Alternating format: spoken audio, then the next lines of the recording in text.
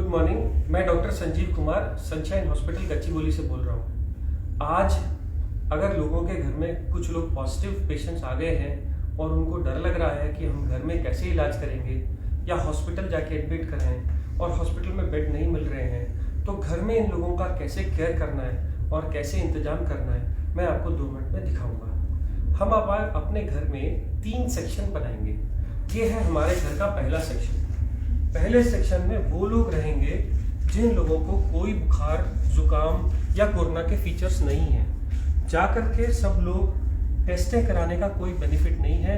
जो लोग इन्फेक्टेड नहीं हैं, जिनको बुखार नहीं आ रहा, उनको सिर्फ 2-3 चीज़ों की ज़रूरत है। रोज अपना टेम्परेचर चेक करिए, फ्रीक्वेंट हैंड वॉश करिए, अगर घर में दूसरे से इंटरेक्ट कर रहे हैं तो फेस मास्क का यूज़ करिए और सोशल डिस्टेंसिंग, 1 हाथ की दूरी पे रहिए। इतने दूरी पे रहने पे कोरोना के फैलने का डर ऑलमोस्ट निल होता है। तो वो सब लोग, जो लोग ठीक हैं, जिन लोगों को फीवर नहीं आया है, वो लोग अपने घर के उस सेक्शन में रहेंगे जिस सेक्शन में दूसरे इन्फेक्टेड लोग नहीं हैं। जिनको फीवर आ गया है और जुकाम, बुखार, खांसी हो रही है, वो लोग घर के दूसरे सेक्शन में रहेंगे और इन दूसरे सेक्शन के अंदर जो लोग नॉर्मल हैं वो उनको डिस्पोजेबल्स में खाने का इंतजाम करेंगे। खाने में क्या खाएंगे? खाने में कोई भी वेजिटेरियन फूड, क्योंकि भूख कम हो जाती है, स्मेल कम हो जाती है, इसको आने में 1 महीना लगता है। इन लोगों को लिक्विड डाइट, सूप्स, जूस या ऐसी चीज़ें जो वो लोग खुद मांग रहे हों, सब अलाउड है। खाने में किसी चीज़ की मनाही नहीं है। आपको इसके अलावा क्या इलाज करना है? इन लोगों को बुखार हो सकता है। बुखार वाले लोगों को आपको बुखार की गोली सुबह, दोपहर, शाम देनी है। अगर बच्चे हैं तो यही गोली आधी हो जाएगी। अगर बिल्कुल खाना नहीं खा रहे तो ORS का सोल्यूशन देना है। कुछ लोगों को vitamin B, vitamin C, vitamin D, मैंने प्रिस्क्रिप्शन अपने व्हाट्सएप स्टेटस पे एक प्रिस्क्रिप्शन डाला हुआ है। इस प्रिस्क्रिप्शन को अगर आप प्रिंट करो तो ये कहता है कि आप पहले तो 1, 2 और 3 विटामिन हैं, अगली 2, एक तो फीवर की और जुकाम, बुखार, खांसी और गले दर्द की दवाइयाँ हैं। ये दवाइयाँ आप लीजिए। इस पर्चे से आप ये सिम्टोमेटिक ट्रीटमेंट कर सकते हैं। नॉर्मली कोरोना वायरस एक नॉर्मल सा माइल्ड सा वायरस है। 99% लोग इससे ठीक हो जाते हैं और उनको कुछ और चीज़ की ज़रूरत नहीं पड़ती। बट 1% लोग जब बीमार होते हैं तो उनका बुखार बहुत तेज हो जाता है, वो लोग खाना खाना छोड़ देते हैं और उनकी ऑक्सीजन सैचुरेशन कम होने लगती है। हैबत होने पे ऐसे लोगों के लिए घर में हम लोग पल्स ऑक्सीमीटर लेके आते हैं। ये पल्स ऑक्सीमीटर हम पेशेंट्स को रोज लगाएंगे। लगाने के बाद, ये कनेक्ट करने के बाद, एक बटन दबाने से पल्स ऑक्सीमीटर ऑन हो जाता है और ऑन होने पे थोड़ी देर वेट करना है। ये आपको पल्स दिखाने लगता है। जब ये पल्स दिखाएगा तभी उस वैल्यू को मानना है।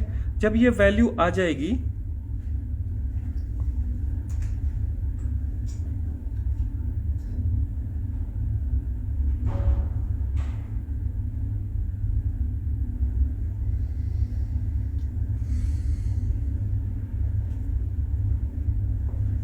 तो ऑक्सीजन सैचुरेशन 100% बता रहा है। 90 से कम है तो ये पेशेंट सिक हैं। अगर 90 से ज़्यादा है तो डरने की बात नहीं है। मैंने इतनी देर इसलिए वेट किया क्योंकि पल्स ऑक्सीमीटर लगभग 30 सेकंड ले जाता है नॉर्मल सैचुरेशन बताने के लिए।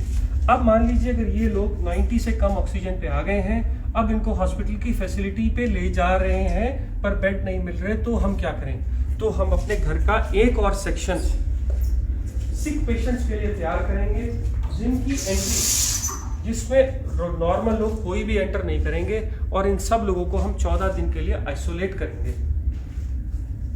मान लीजिए अगर ये पेशेंट है और मुझे इनकी केयर करनी है, तो जो बहुत ज़रूरी वाली चीज़ें मैं आपको बताता हूँ। जब भी आप इस कमरे में जाएंगे तो आप एक बड़ा कपड़ा या कोई भी गाउन, जिससे कि आपके कपड़े इन्फेक्ट ना हो जाएं, वो गाउन पहनेंगे।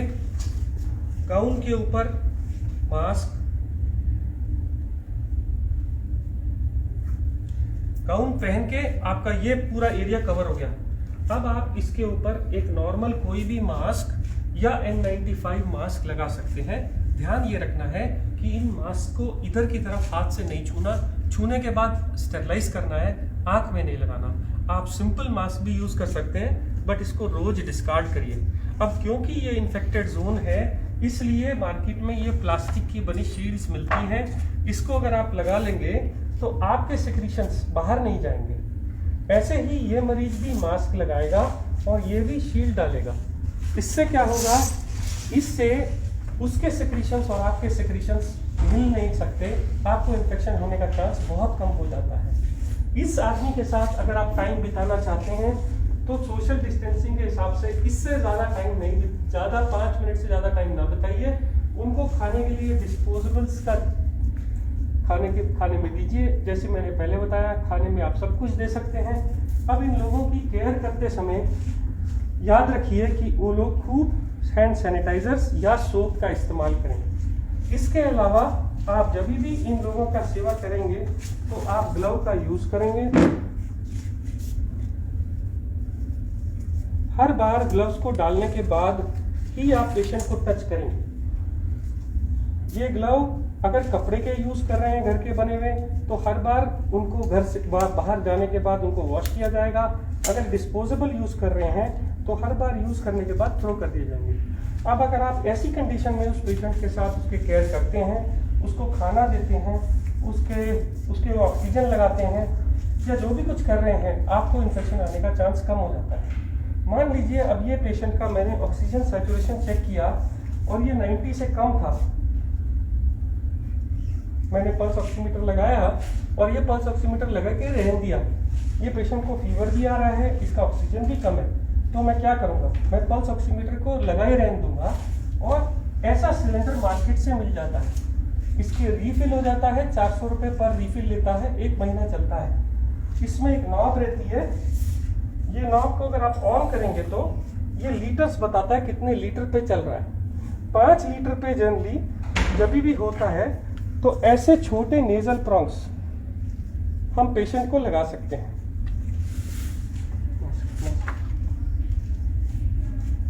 ऐसे नेजल प्रॉन्ग लगा सकते हैं। नेजल प्रॉन्ग लगाने के बाद आप ये पल्स ऑक्सीमीटर की रीडिंग देखिए कितनी आ रही है। अगर ये 90 से ज़्यादा नहीं आ रही और पेशेंट को तभी भी हैबत हो रही है तो आप ये नेजल प्रॉन्ग हटा के मार्केट से ये बड़े वाला मास्क ला सकते हैं। इस मास्क से अगर आप सिलेंडर पे लगाएंगे तो 10 लीटर तक एक पेशेंट को ऑक्सीजन दी जा सकती है।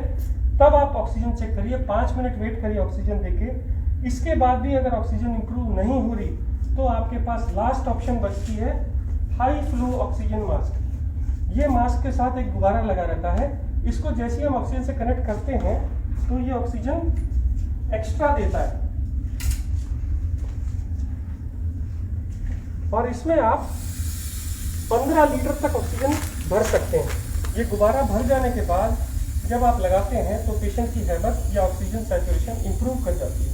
इसको लगाने के बाद आप सैचुरेशन को देखते जाइए, जब वो 90 से ऊपर हो जाए उसको ऐसे ही रहने दीजिए। दिन में ये लोग मास्क 3 से 4 घंटे लगा सकते हैं और जैसे अगर हैबत होने लगे तो छोटे मास्क पे आ सकते हैं। और अगर हो सके तो सोते वक्त बेड एंड को थोड़ा ऊंचा करके रखिए। अब इस कमरे की सेफ्टी के लिए कि इन्फेक्शन बाहर न जाए, घर का बना फिनाइल या कोई भी एंटीसेप्टिक सोल्यूशन से घर का पोछा मारिए। अब आप इस कमरे से जब बाहर आने लगे तो आपको सबसे पहला काम क्या करना है, ग्लव उतार के डस्टबिन में फेंक देने हैं और ये गाउन निकाल के आपको बाहर नहीं जाना। आप ये गाउन को हटा के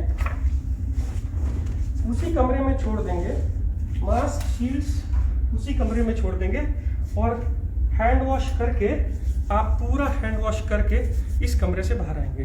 14 दिन तक अगर इन लोगों की ऐसे ही सेवा करी जाए तो ये लोग इम्प्रूव हो जाते हैं। अब इन लोगों की दवाइयों का क्या, मैंने जैसे पहले बताया था, मैंने अपने व्हाट्सएप स्टेटस पे एक और ट्रीटमेंट डाला है। ये ट्रीटमेंट उन लोगों के लिए है जिनको बेड्स नहीं मिल रहे, हॉस्पिटल फैसिलिटी नहीं है और दवाई देने का और कोई इंतजाम नहीं है। तो आप पुराने ट्रीटमेंट की तरह देखिए, ऊपर मैंने 4 मल्टीविटामिन लिखे हैं, उसके नीचे मैंने भूख लगने का सिरप लिखा है, नीचे हमने जो दवाइयाँ लिखी हैं वो सिम्टोमेटिक इलाज के लिए हैं, जैसे कि डेरिफिलिन, जैसे कि मॉन्टेलुकास्ट मैंने पहले बताई।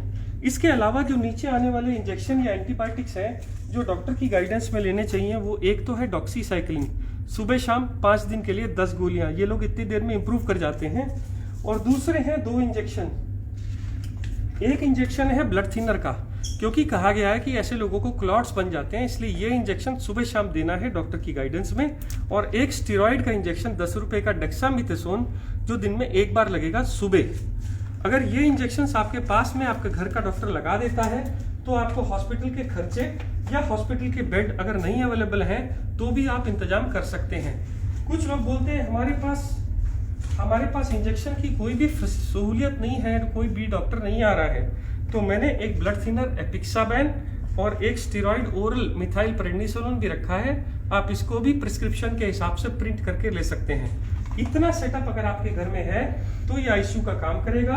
मैं फिर बोल दूं, आपको sanitiser, face shield, face mask, bed जिसका बैक ऊंचा हो, 3 तरह के फेस मास्क, एक ऑक्सीजन सिलेंडर, घर में फिनाइल, एक कवर, बॉडी कवर जो सेवा कर रहे हैं, मेरा प्रिस्क्रिप्शन जो मेरे स्टेटस पे लगा हुआ है इसको प्रिंट करके रख लीजिए गाइडेंस के लिए, और कुछ दवाइयाँ जो सब उसमें रखी हैं। हर बार ग्लव्स का यूज करिए।